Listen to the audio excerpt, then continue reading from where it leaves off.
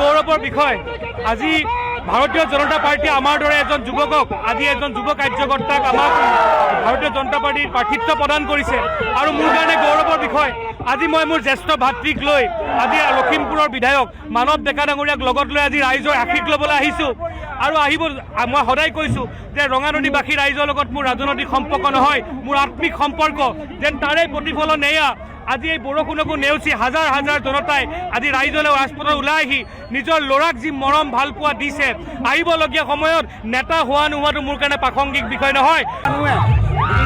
আদৰি নিছে আৰু যোৱা 5 বছৰত কংগ্ৰেছৰ বিধায়ক ভৰত নৰহ ডাঙৰীয়াই যি প্ৰবঞ্চনা কৰিলে সমষ্টিবাসীক তাৰ প্ৰত্যুত্তৰ ৰঙানদীৰ ৰাইজে বেলট পেপাৰৰ জৰিয়তে দিব।